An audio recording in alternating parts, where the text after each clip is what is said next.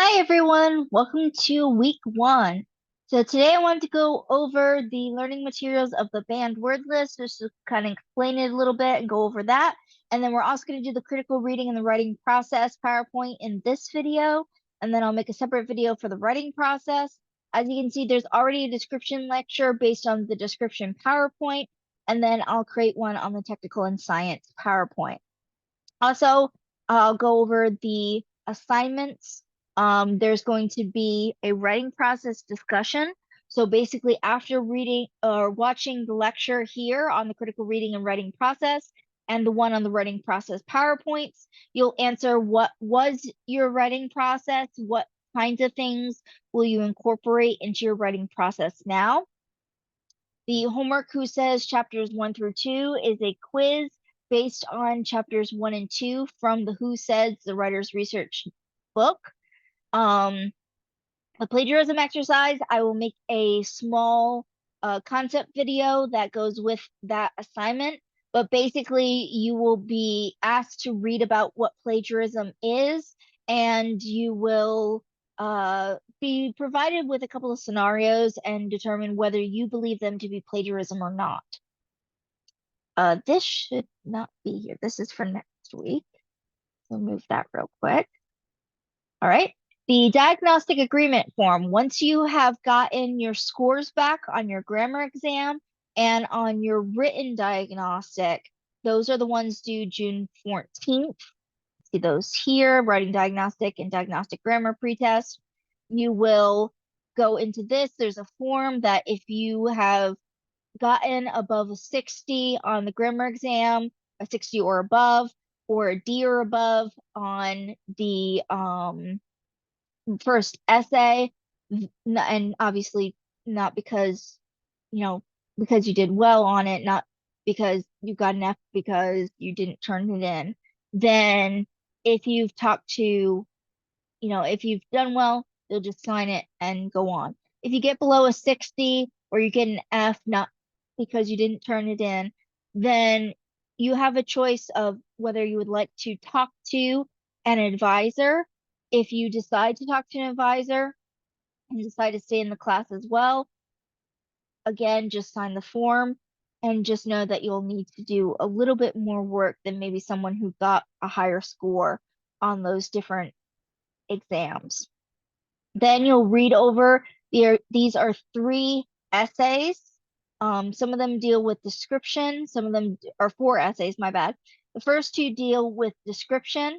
You have The Storm this time by David Helvard and A View from the Bridge by Sun Sentinel. This one's a PDF, this one's a link. I've double checked the link, it should work, but if it doesn't, please email me as soon as possible if you have problems with the link. For Audre Lorde, hers is a PDF. For Langston Hughes, his Salvation article is a link. But again, if you have problems with the link, please let me know. So you're going to read these 4 essays and answer the questions on the discussion board of the description and narration discussion. And although we'll talk about narration next week, the questions are based on what you read in these. And then when you go through the description lecture, it will talk about these essays and kind of, see how description works in each of these essays. When we talk about narration next week, we'll talk about these different essays and in the lecture video, so you can see how narration works in these essays. All right, and then the last assignments that you'll have after that, you're going to read the Science and Conservation Media Literacy. If the link does not work for some reason, because sometimes it's difficult, there is a PDF version here in the assignment itself that you can read. So the first thing you're going to do is you're going to read this essay by Dr. David Schiffman, and you're going to answer about the tips that you think are good and the red flags that Dr. Schiffman highlights. Then you will practice tech and science communication. And when I do the tech and science communication lecture video, then that whole assignment will make a little bit more sense. And then the description paragraph for this assignment, you're going to be writing just 1 paragraph minimum 5 to 7 sentences, 250 words, not including the MLA information that you put in at the beginning of the essay. And you're going to let us know what is your favorite place. Using description technique after you've seen the description lecture, add details such as where it is, where is your favorite place, sensory details, but especially one other sense besides sight. Maybe what is your favorite sounds of your favorite place, or your favorite smells, not just your favorite sight. And then make sure to include imagery and figurative language. All right, so those are those assignments for week 1. Let's go over the banned word list.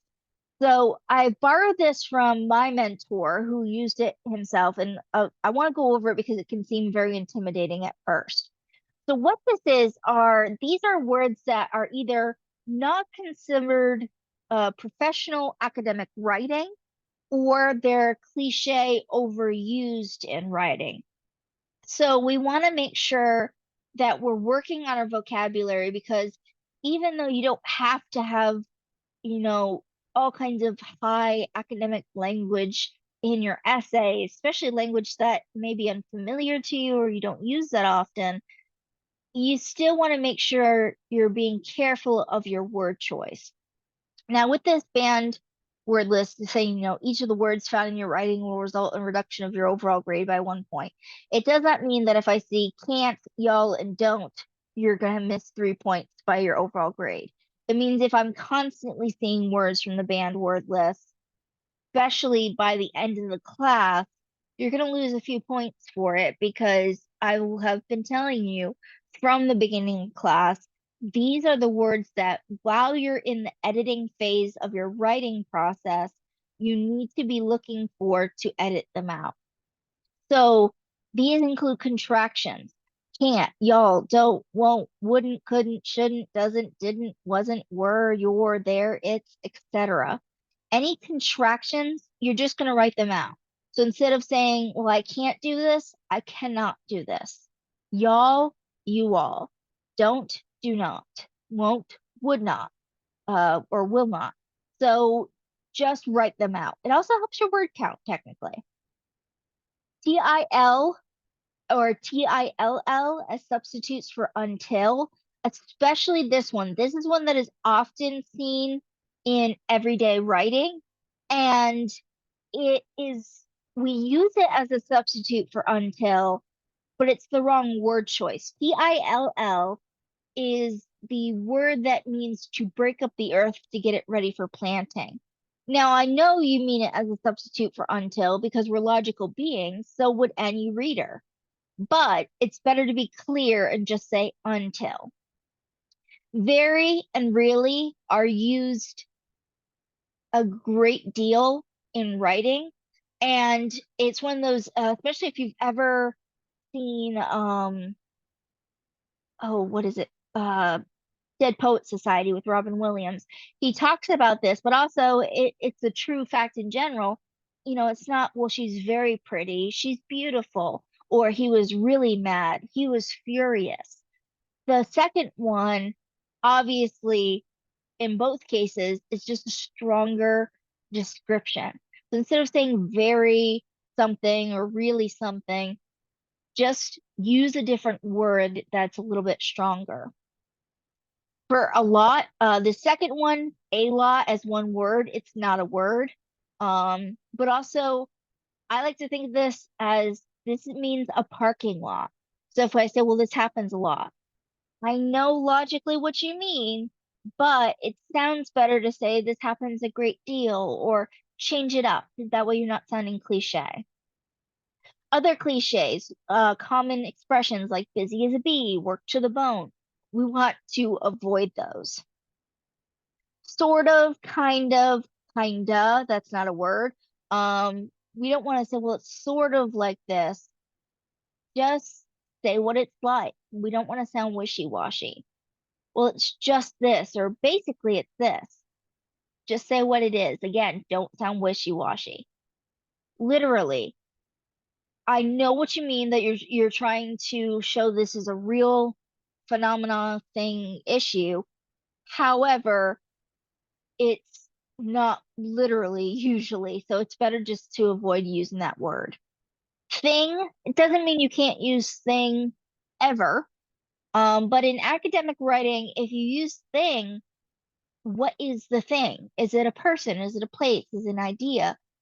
It's better to explain what the thing is than to just say, well, it's a thing. Well, what thing? So just explain it. Nowadays, these days, at the present time, the current generation, anything like that, these are often used, and it's cliche. Just tell me what time period you mean. Nowadays, if I read that, well, do you mean like now in 2023? Or do you mean in this generation? What generation?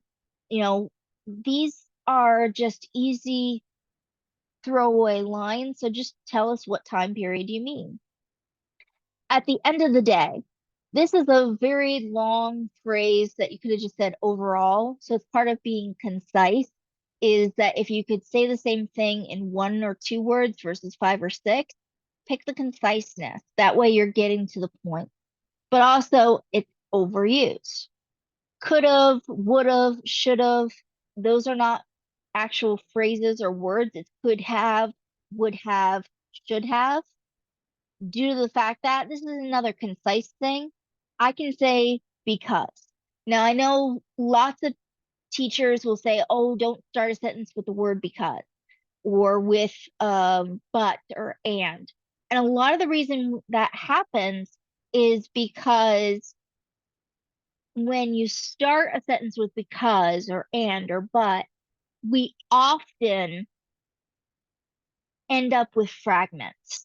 So that's when a sentence cannot stand by itself. It's not a complete idea. So some teachers say, well, don't do it, and then it avoids the fragment. You can do it, but you have to make sure that the sentence that you make, if you pulled it out of the paragraph, out of the essay, whatever you're writing, does it make sense without all of the other writing that is around it? Does it make a complete idea? So if I said, well, because what? If I said, because she went to the store, she found they were having a sale. But if I just put because she went to the store, it doesn't make sense. But if I write it as she found they were having a sale as part, now it's a complete sentence, complete idea. In conclusion, this is one of the most overused transitions to start a conclusion paragraph. It's basically announcing you're in the conclusion paragraph.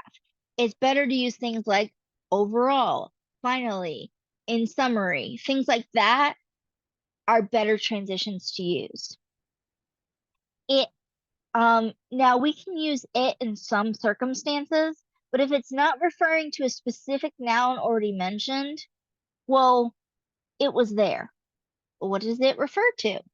If I've already said I checked out a book in the library, well, it was there. Now you know that it refers to the book. But if I have that it and I don't have it referring to anything else, then it's confusing to the reader. And then that is the last of these banned words. Again, we can use that, but think about, could I substitute it with which?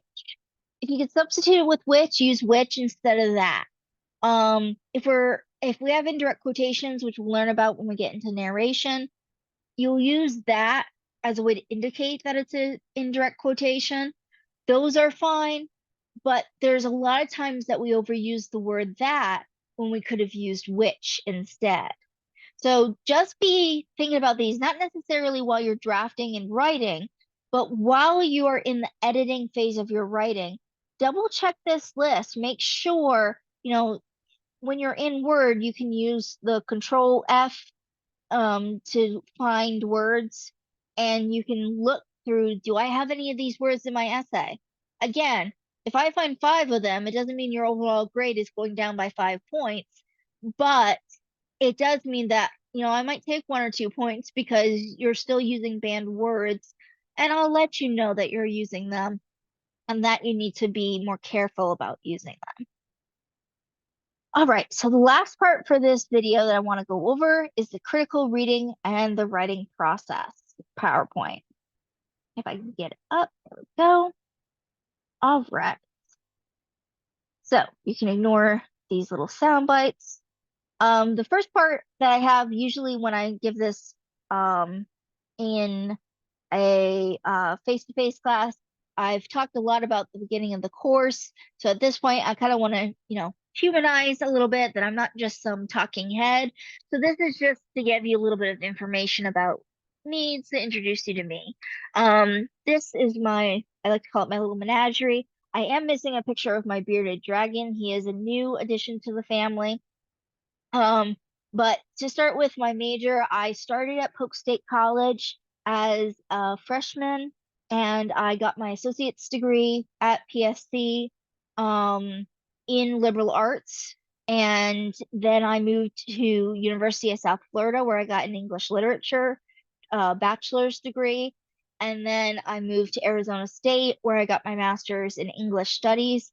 This includes things from how to teach composition, what is composition and rhetoric, what things like linguistics, how has the English language changed over time, more literature, how to teach.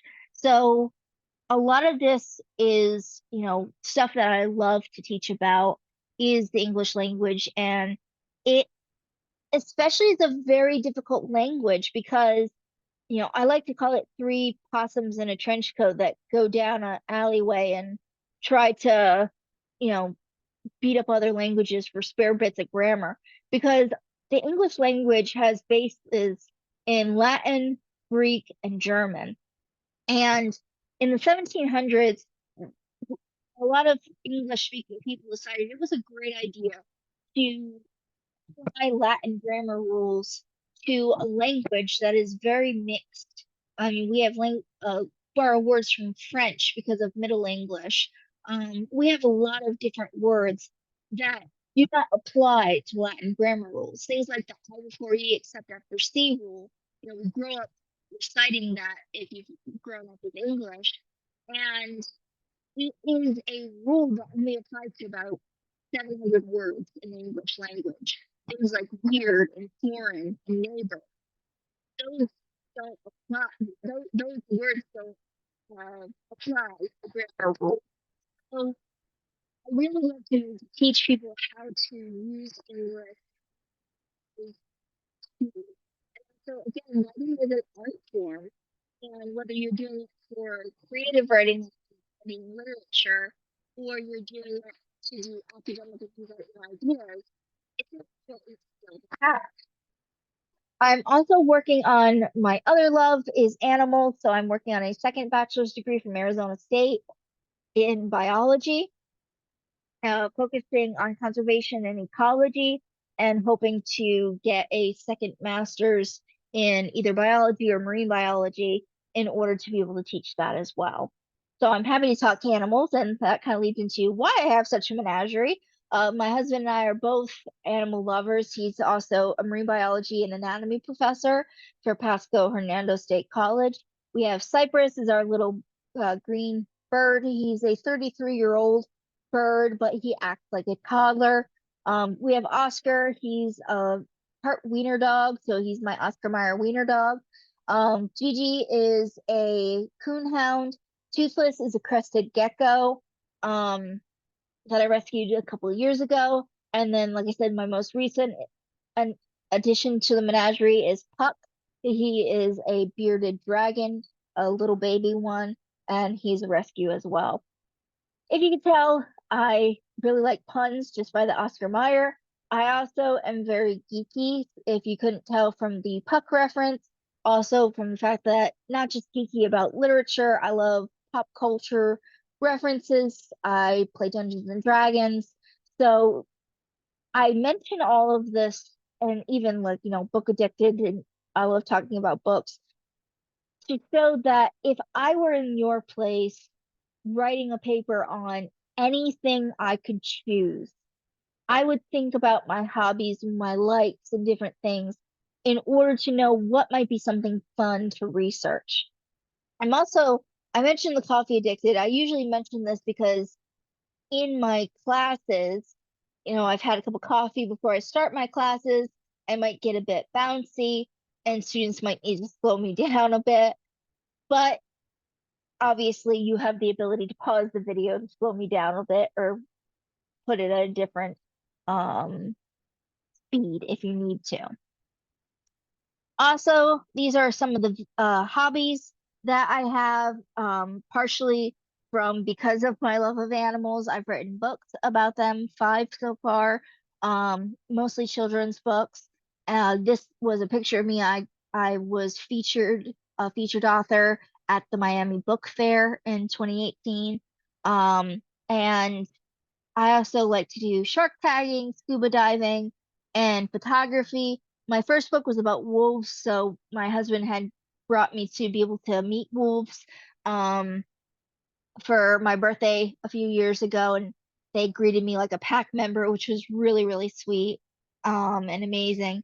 But I also say this because with my first book being about wolves, that actually led to my first research paper in ENC 1101 when I was told to write a research paper on a current conservation topic and compare it to something in the media. I compared what I knew about what was going on with wolves to the media of World of Warcraft that I play and the story of the Worgens and how the two stories, both the real life story of the wolves and the story of the Worgen in the fictional game, are very similar to each other. So again, very open with ideas for what you could do for research papers. All right, so diagnostic results. This is just to kind of let you know kind of how things work with those diagnostics. So if you got a score less than a 60 or on the grammar exam or a score of a D or lower on the essay, then you have to you don't have to, but if you would like to, you can talk to an advisor about course options, including maybe a different course that might be better for you, supplemental credits. You can also use the writing studio resources we talked about, the writing tutoring resources. So there are different options for you. All right, going into lecture material, critical reading. What is it? Obviously, it's not just reading words on a page because most of us, we know how to read, so I wouldn't be talking about it. However, the difference with critical reading is that we sometimes when we read things the first time, we're just trying to get the ideas out of it, whether that be something nonfiction like a textbook or something fiction where we're trying to understand the plot the first time we read through it. The key thing with critical reading is that sometimes there are implied messages, sometimes there are themes in writing. You'll see this in the description essays and narration essays that while the characters, they're nonfiction, while the authors are talking about real things that happen to them, there's underlying messages that they don't just come out and say. So sometimes we need to read a little bit closer, read between the lines, if we have time. And I know that's hard, especially as someone who's a student myself. We don't always have time to reread something that we're required to read. We just want to read it the first time and get through it. But if you have that time, read through it again, make notes the first time you read through it. If you can only make, whether you can or cannot only read through it one time, make notes, whether you annotate in the textbook itself or have a notebook that you take notes on. Highlight important key facts and ideas.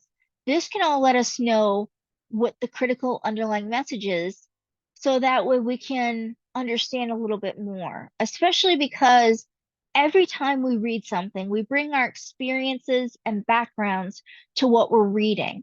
So it changes our perspectives and how we view something. For example, someone who's never been through a hurricane might read David Helvarg's The Storm This Time about Hurricane Katrina and be like, oh my God, I could never imagine. Whereas last year we had Hurricane Ian. If you lived in Florida during that time period, you can definitely imagine what it was like to be in David Helvard's shoes, seeing the hurricane damage after Katrina had hit. A lot of these different um, things change our perspectives. Even as we go through, we might read something one time and it makes us think one way, and then we read something again later and it changes the view we have. My favorite example is, it happens to be out right now, but The Little Mermaid. When I grew up watching The Little Mermaid, the animated version, you know, when I was a kid, I couldn't understand why wouldn't her father just allow her to go to the surface, just allow her to explore? Why is he being so harsh? Now, as an adult, I'm like, okay, you're only 16. I can understand you make impulsive decisions. It may not be safe for you. There's a lot more I can understand. And it's the same piece of art, same piece of film, but because of my experiences, it has changed my viewpoint every time I watch it. I get something new from it. So that's why it's important. Like I said, how to do it, take notes, highlight, ask yourself questions. Those questions might be answered by the text later on. They may not be. They might be questions you bring up to me, or other professors. But critical reading can really help us understand more about what we're reading and get a lot more out of everything that we do read. Now, voice. It doesn't mean necessarily that we write like we speak, but our voice does come through in an essay. When you read something, you can almost hear the author's voice. Now, like I said, the English language is very difficult, and we have applied rules to it, which sometimes work, sometimes don't. But in reality, the English language is like two languages. We have the formal academic writing language, and then we have everyday English language that we use for writing like social media posts or text messages. We have our everyday language where we come up with new words all the time that you need Urban Dictionary to be able to know what they mean. That is good that we have that changing language, because if language doesn't change and adapt, it dies, like Latin or ancient Greek. But when we're writing professionally, we just want to change how we write so that way we don't sound too much like we speak. We want to sound a little more professional, sound a little more ready for academia or professional world, even if you're not in academia. How do you find your voice and express it? Well, part of it is the vocabulary that you use. Like I said with that banned word list, if we're using good vocabulary, if we're avoiding things that aren't professional academic language, we can still have our voice shine through with our unique perspectives, but it sounds a little bit more mature, a little bit more professional. Also, things like our sentence structure can help us express our voice. So, if I use a lot of short sentences, that could mean maybe I have a lot of ideas and my brain races with ideas. And maybe it sounds a little bit different of a flow than someone who uses a lot of complex and compound sentences, which sounds like they have a lot of ideas and a lot to say all at once. You want to mix what kind of sentence structure you use so that it flows well. But again, that's just one part of it. Our vocabulary, our sentence structure, even our word choice, part of our vocabulary, but even our perspectives, how we choose to look at something and the fact that we might look at something differently than someone else will help us express our voice through writing. And it takes a while to be able to hear your own voice. It took me a great deal of time to be able to hear my own voice. I couldn't hear it for a very long time, at least until my bachelor's degree. Now I can hear my voice and I can see how it's changed over time. The voice that I had when I wrote as a freshman versus when I wrote in the middle of my master's degree versus now. It's all different. It's still me, you can still tell, but you can tell that it's evolved. Um, even depending on, if I'm writing for my first degree in English or my second degree in science, the voice is still there, just the language and how it's evolved is a little bit different. But it doesn't mean our voice is bad at any one point or another. I mean, I cringe hearing my voice sometimes in writing, but it's not because it's necessarily that we're bad until we get better, but it's something to learn from. All right. This is kind of just a review of paragraphing, but that way you know what I'm looking for in each of your paragraphs, whether it be the description paragraph or a paragraph in an essay. The first sentence of a paragraph should be our topic sentence. This is where you have the chance to tell the reader what you're going to talk about in that paragraph. But you don't want to announce it. You don't want to say, in this paragraph, I will discuss. Same thing, our thesis, we don't want to say, in this essay, I will discuss. But if you're doing an essay or even a paragraph, we still want to know what is the topic of that particular paragraph that we need to focus on. So if I was writing an essay about my dog Oscar and why he's the best dog, maybe I want to talk about the fact that he's a rescue dog. So I could just have a simple first sentence of Oscar is the best dog I've ever had, and he was a rescue dog. Now I know I'm going to talk about why he's the best and that he's a rescue is part of why he's the best. Then the rest of my sentences should support that idea. So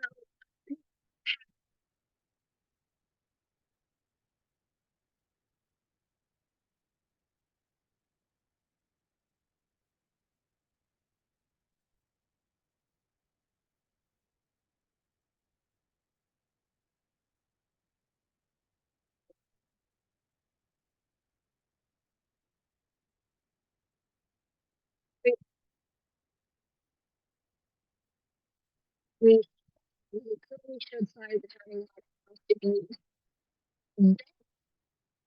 work system would relate to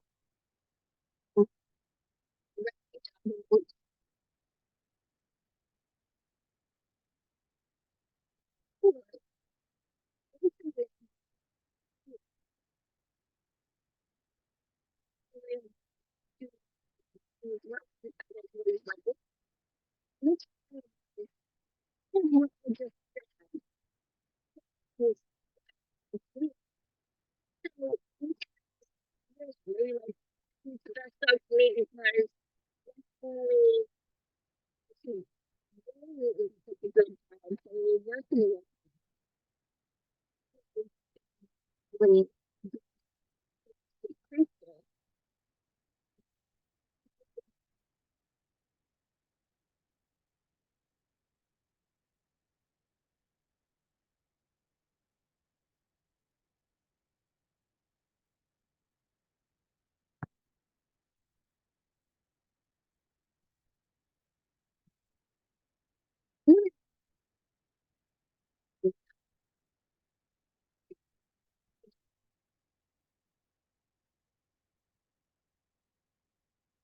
Reader, I'm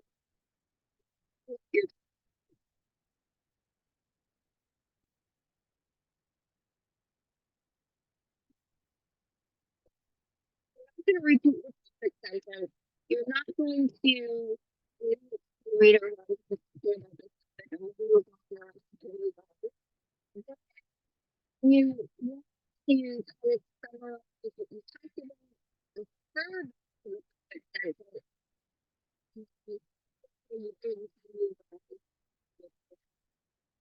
everything needs to be coherent. So the fact that we don't tangents, we want to stick to instead of the sentence, he's the best dog for the rescue. We need to make sure that in that paragraph, he's the best dog for the rescue dog. So what we're doing different in particular, use transitions to this is the idea. So that way reader things like furthermore, in addition, those will let me know that from the first sentence, the second sentence is the information. However,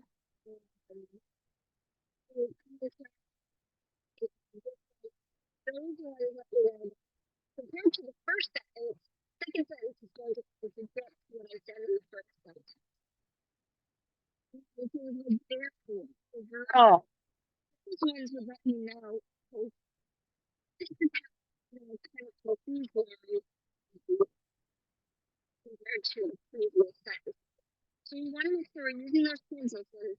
We're keeping in one inherent.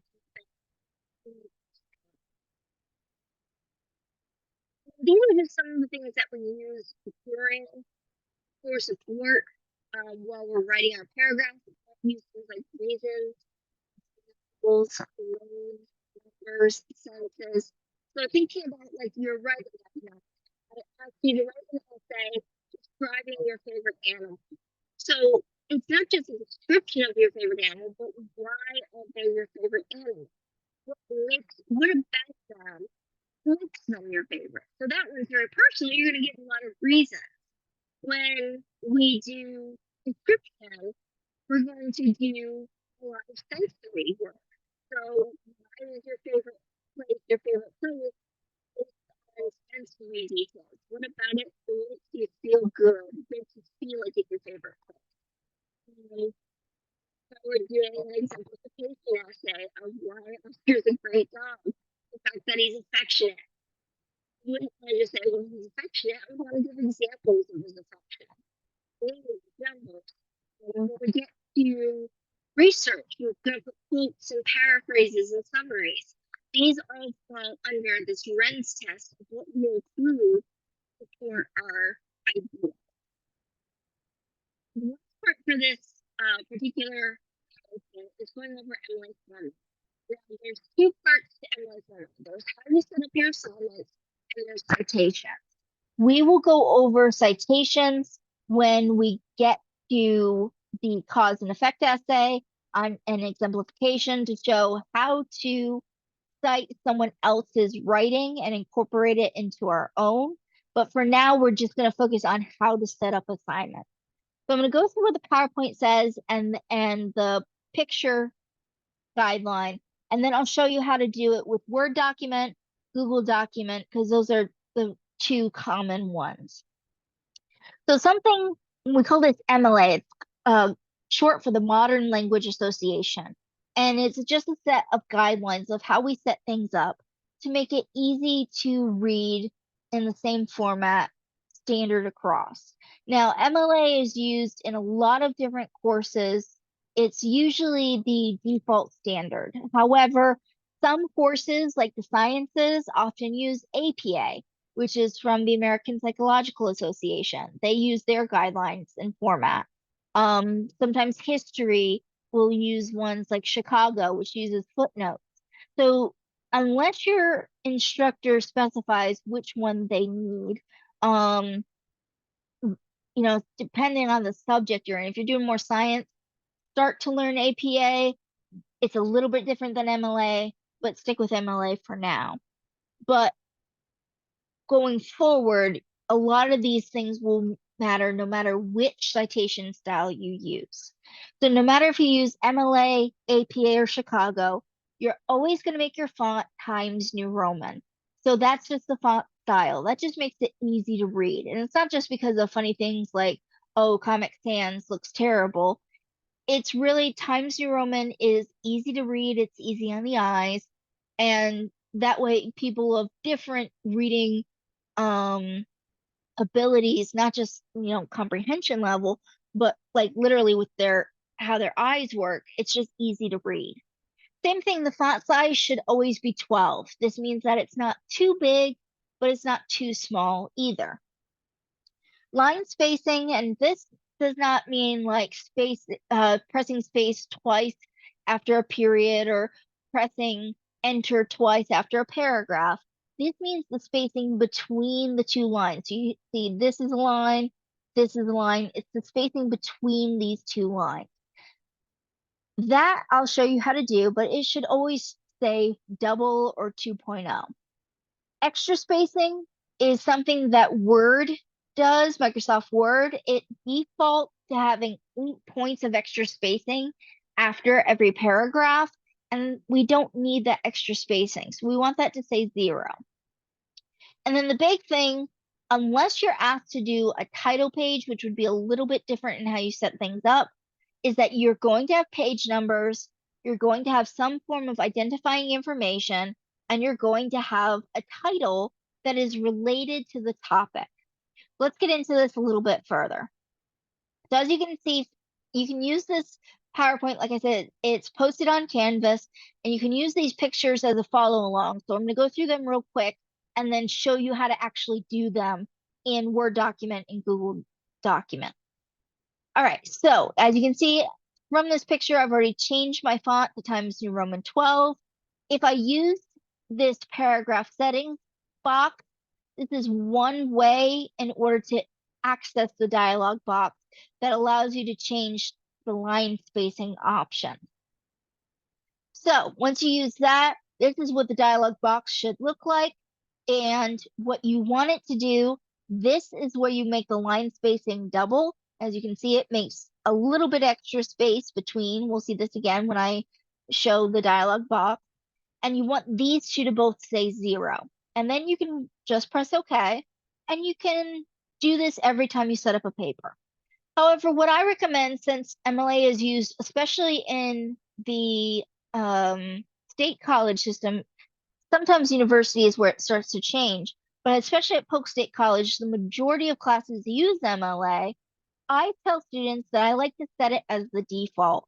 This allows it, especially with the font as well, if you set the font default to Times New Roman 12 and you set the paragraph default to double space 0 extra spacing, then every single time you open a Word document on your personal computer, if it got that as the default, you never have to think about changing the font or the line spacing.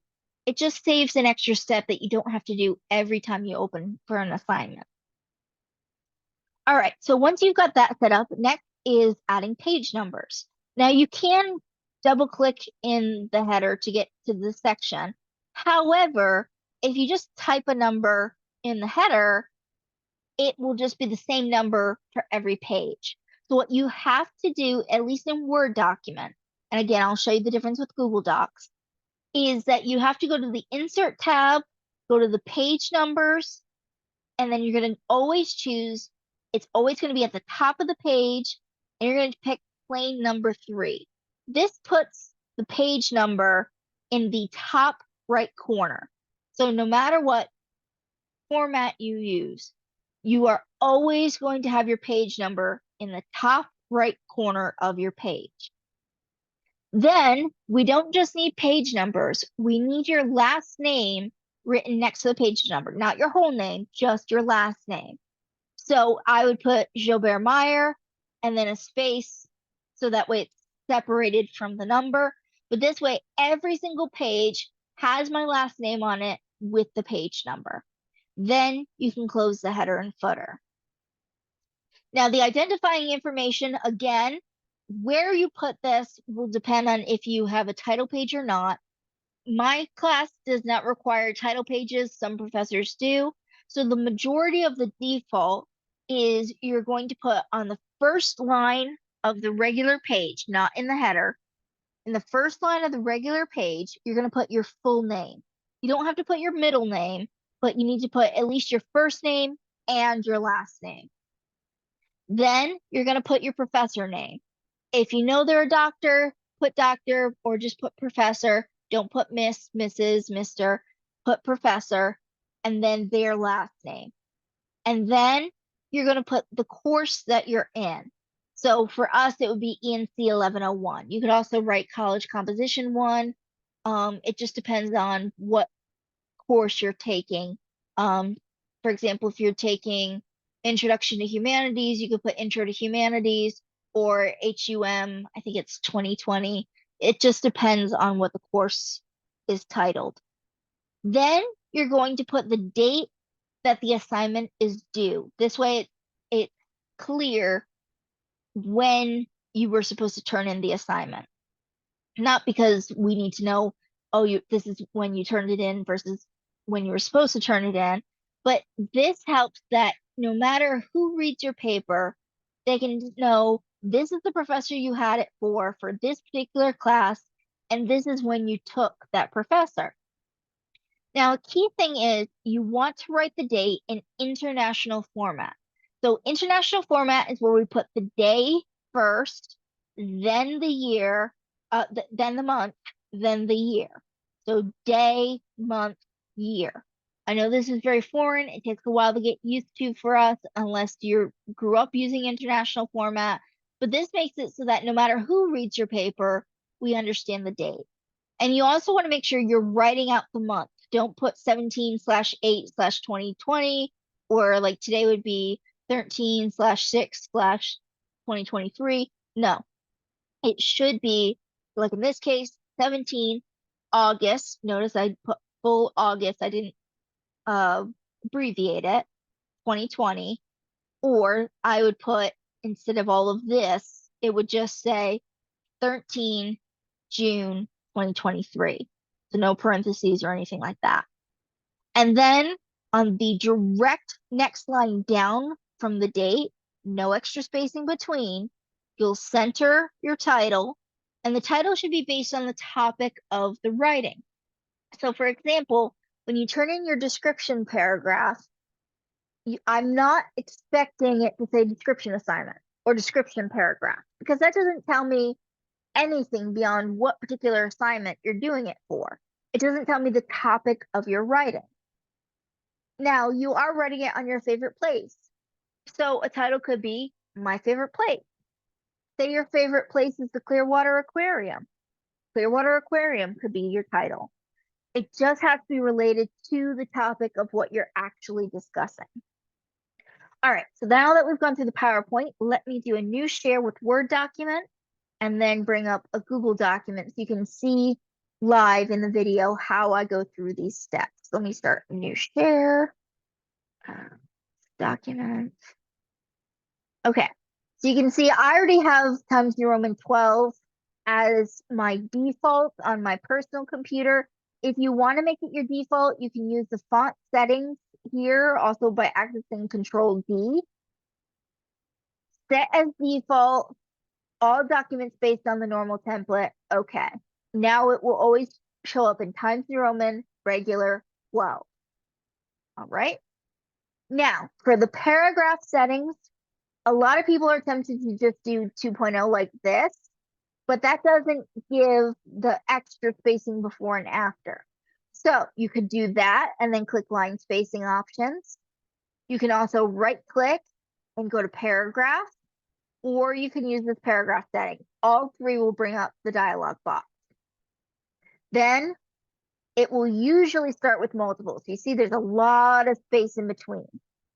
So you want it to be double so that there's only so much space in between.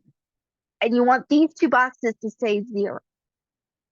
Then same thing as with the font, you can click set as default, all documents based on the normal template, if you want to do that. I like to do that with my personal computer, just so that way, as you can see, mine always opens in double space, 00, Times New Roman 12. So much easier than having to think about it. All right, this out of the way. The next thing is the page numbers. That's what I usually do next. Insert, go to page number under header and footer, top of page, and then it doesn't say left, right, middle. It says plain number 3. This is where we get it to the right. Then I would type my last name. Make sure there's a space between your last name and the number just so it looks good, and then close the header and footer. Now I'm back at the first line on the page. So then here you would type your name. So for give an example, mine would be Carol Ann Gilbert Meyer. I didn't put my middle name, but I put my first and last name, or names in my case. Then I would put the professor. You can either do that or write it out fully. Professor Gilbert Meyer would be for my class. Obviously, if you took, say, Professor Gardell for humanities or Professor Messersmith for Comp 2, it would just depend. And then ENC 1101, that's our course. I could also do College Composition 1 or 1. It just depends, but it's usually easier to put the course code, ENC 1101. And then the date. So today is 13 June 2023. Now, if I were writing that paragraph about Oscar, I could just put my title as Oscar. Pretty simple, pretty easy. Or I could do something a little bit longer that talks about what I'm going to talk about him. Oscar, my best dog. You know, there's a couple of different things you could do. You could also do my favorite dog, Oscar. You know, there's a couple of different ways you could do it. And I say Oscar a lot, not that I don't love my dog Gigi. She's an amazing mutt. It's just that Oscar has bonded with me, so and Gigi with my husband. So I use him for examples a lot. But as you can see, it would refer back to what I'm going to talk about in my paragraph or my essay. So that's how you would set up with Word. Now let me bring back the screen share and show you with Google Docs. Google.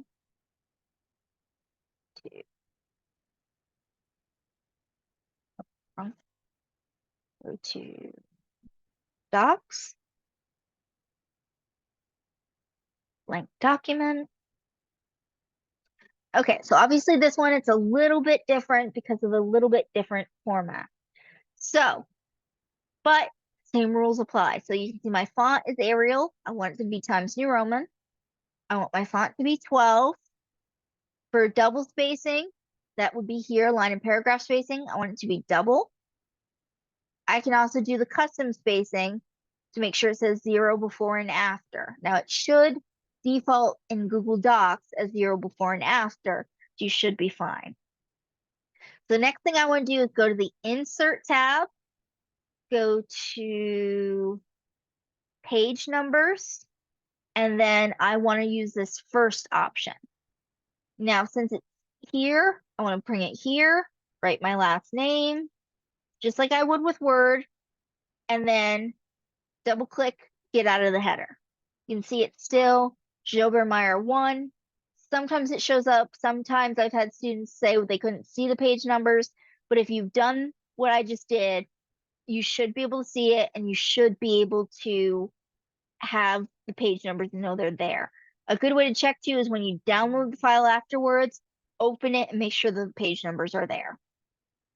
So now on the first page here, our first line, only on the first page, I'm going to type that identifying information. Jobermeyer, ENC 1101, and date 13 June 2023. One line down, center line, Oscar.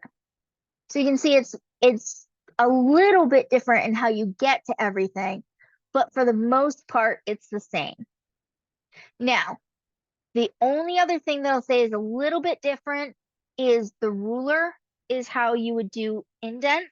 So you could either do that or you can do, I just use the tab button to indent my first line should look like this in a new paragraph to show it is a new paragraph, not the same. So you can see I've got my first line indent. It does it by exactly the amount you need to. When we get to citations, I'll show you how to do the ruler. You'll need it to do hanging indent, which is not something you need right now, but just keep in the back of your mind that it's a little bit different when we get to citation. So that is what I'm going to look for all of your written assignments. I'm going to be looking for, if I say MLA information, that means you don't have this here on your first page only. It means if I say you need a title, it means you need a title. If I say title format, it means that it's not in the correct format. If I say needs page numbers, it means page number with last name. So these are what you're going to be looking for when you are looking to set up your assignments. All right, I hope that helps, and I'll have the writing, the next about the writing process up soon so that you can see that lecture. I'll see you all soon. Bye-bye.